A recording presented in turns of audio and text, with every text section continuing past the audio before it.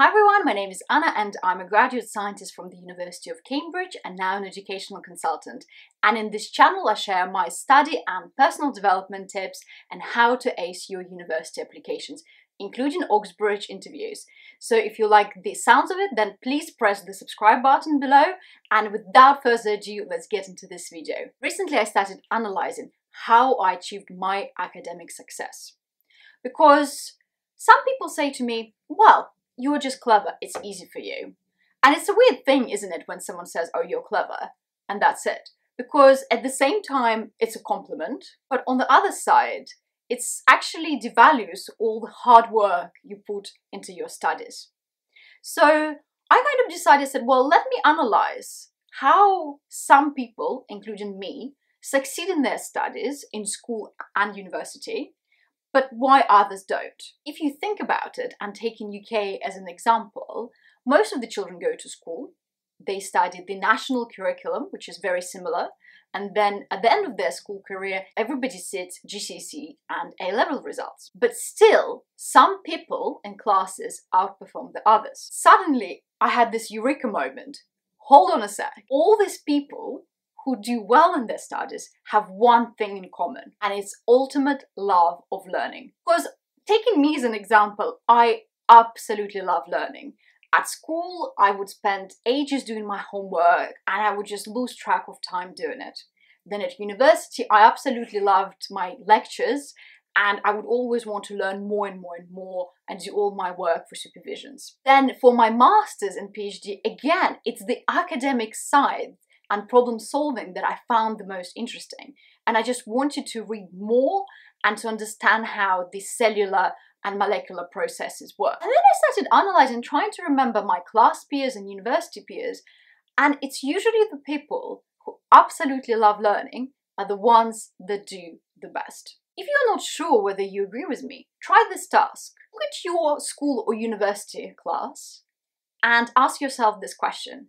The people who seem to do really well in their studies, do they enjoy studying? Do they love learning? And if they do they get the highest grades? And I bet to you, you will notice a positive correlation. And there is no surprise to this, because let's look at this positive feedback loop. So if we love learning, naturally we will do more studying. And even if we come across a hard topic, we'll still carry on because we really want to conquer and understand that subject. Because we do more studying, we're going to probably most likely get very good scores in our tests and exams. And that will give us a little bit of more encouragement because we will feel successful and we'll have this academic fulfillment about it. And so then you want to study more and it carries on. And that's the principle of positive feedback loop. This is great because it explains why people who love learning, they tend to do better in their academic studies, whether it be at school or university. Hold on a sec, you might say, well, I actually dislike learning. I hate the homework.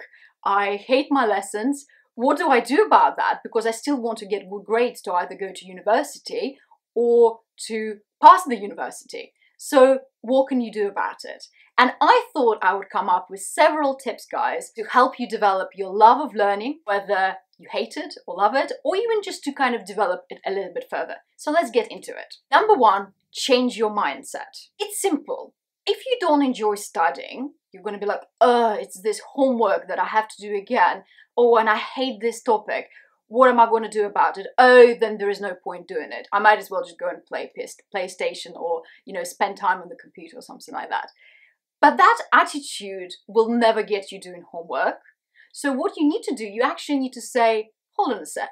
Yes, I hate doing this, but trick your brain in saying, well, no, actually, this is really important to me. And this is fascinating because once I finish it, I'm going to feel great about myself. Know that there is a long-term reward in your test and exam scores. Take a nice cup of tea or coffee, or maybe have a reward at the end of your homework task. So you actually try to associate learning with some other small, nice experiences that encourage you to do more of that. The other way to think about it is, well, being a student is like having a job. It is your job. So you basically don't really have a choice about it. The homework or assignment just has to be done. And it's quite common, I notice now, saying, well, it's fine, it doesn't really matter. Well, it does, because if you actually had a real job and you didn't do your work, you most likely would be fired, okay? So if you start treating being a student as a job, that might encourage your diligence in the academic work, and actually with time, you will develop curiosity and love of learning. Number 2, broaden your horizons. I do appreciate that sometimes the curriculum for school or uni can actually be boring. And you might be just going through a period where it's just all the boring topics at school and you just don't enjoy it. So what can you do about it? Well, go beyond the curriculum. Really broaden your horizons. So let's say you love sciences, or whether it be humanitarian subjects. Why not to go on internet and actually maybe go and check the New Scientist or check any other humanitarian magazines. Just check what is there in the field. What is going on? What are the exciting news in your favorite subject?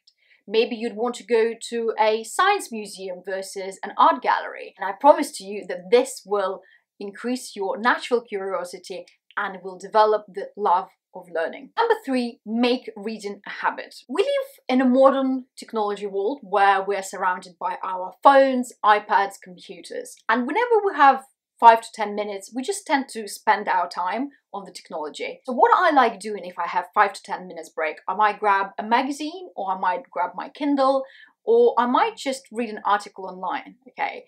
And I always try to give new information for my brain because I love learning. So even if it's nothing to do with molecular biology, which is my specialty, I actually started loving learning about history. So I subscribe to a history magazine, and I might just read one article in that 5 to 10 minutes. And learning about the new facts really excites my brain. So then I want to go and learn more and more and more about that particular subject. And it's important to make reading as a habit. And sometimes we have such busy days with our extracurricular and studying, so we don't actually have time for reading. So maybe wake up a little bit early in the morning, read a book, or read before you go to bed, and just ignite your intellectual curiosity. What is interesting, one of my friends suggested saying, well, we always tend to read books of a similar genre, which is absolutely fine, but why not to read a book set in ancient Greece, or set, I don't know, in France, or maybe in a different timeline? So we then learn something new from the books we read as well, and again, we expand our love of learning. Number 4, have a role model for your career. Quite often, guys, you might be bored with your school curriculum or university curriculum, which is okay at times, but we can't have that attitude all the time because you want to, guys, do the best in your studies. So what you need to try to do is find a career that you're really interested in, and then you could treat your academic studies as a stepping stone for your future career path. How does that work? Well, if you have a career that you want to do and you really want to do it in the future, then you know that you have to study towards it to achieve your highs. What also is helpful, if it's sometimes difficult to relate to just a career, so I would really highly recommend seeking a role model. So it might be quite difficult, but look through your family and friends lists or search online and find a person who does a career that you want to do and see what academic journey they had and how they got to where they are. And even now, when I'm running my own business and I do a lot of academic work, I do have my role models and be like, that's a very clever idea, or this is where I want to be in the future. So I would highly recommend doing that, because then if you want something, you will study for it. And then again, I think naturally you will develop your love of learning. Okay, guys, I really hope you found this video useful.